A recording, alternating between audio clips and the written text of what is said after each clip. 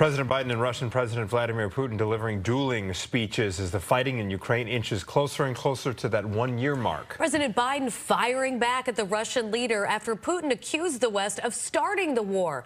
Trey Yingst has details from Kyiv, Ukraine.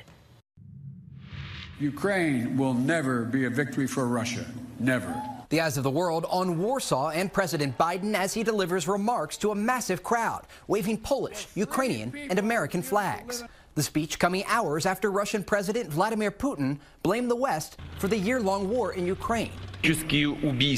We are not fighting the Ukrainian people. The people of Ukraine became a hostage of the Kyiv regime and its Western masters. Biden calling on the autocrat to put a stop to the fighting. This war is never a necessity. It's a tragedy. President Putin chose this war.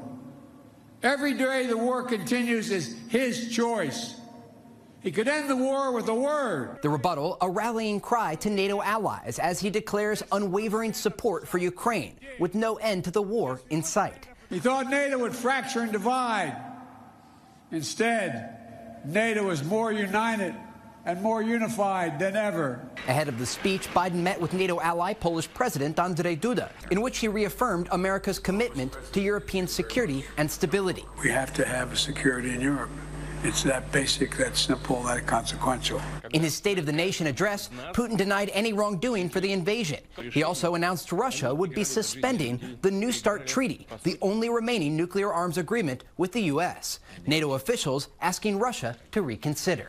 More nuclear weapons and less arms control makes the world more dangerous. President Biden is expected to announce more sanctions against Russia later this week. In Kyiv, Trey Yingst, Fox 32, Chicago. And joining us now to discuss the war in Ukraine is political science professor Stephen Caliendo of North Central College.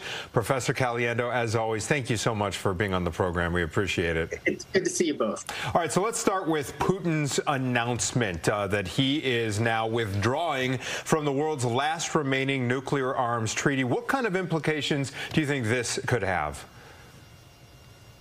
Well, I think, Anthony, the language he used was pausing participation, not necessarily withdrawing from the treaty. And I know it sounds like a professor answer. I'm splitting hairs, but I think it might be meaningful. Those of us of a certain age remember, crouching under our desks and practicing for in the event of a nuclear war.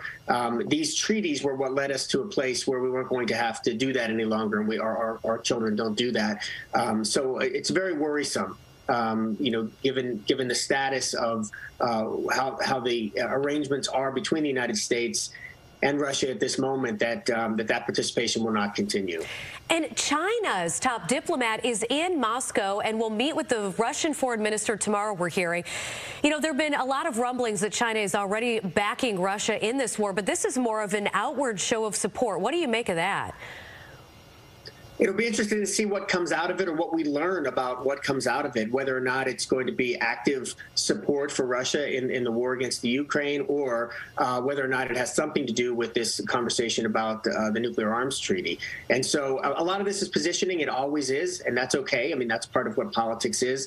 But these are very real, dangerous circumstances that we're talking about. And, having a country as large and as powerful as China having these conversations with Russia is certainly worrisome. Yes, absolutely. Another thing I wanted to ask you about, Professor, is President Biden's appearance over there itself. The appearance itself. What do you make of the fact that he made the trip over there? Some commentators saying the president and the U.S. in general should be leading this war, not leading it, but supporting Ukraine from the sidelines and not making a show of it. What do you make of the president's appearance there?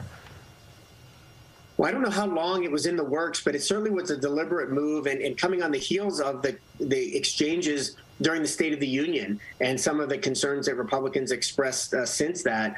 It's an interesting confirmation of support by the United States toward to the Ukrainian people and President Zelensky. The speech that he gave today from Poland was similarly symbolic. And he's talking to multiple audiences here. He's talking to the world audience and to the West and to the support that he hopes to continue to get from European countries and other countries. But he's also talking back to us and to Republicans in the Congress in particular, who have been very critical, not only of the support for the war generally, but even critical of him being gone on President's Day and going to Ukraine instead of attending to some of the problems that we have here at home. So I think he was being very strategic, both in making the trip and in the language he used in his speech today.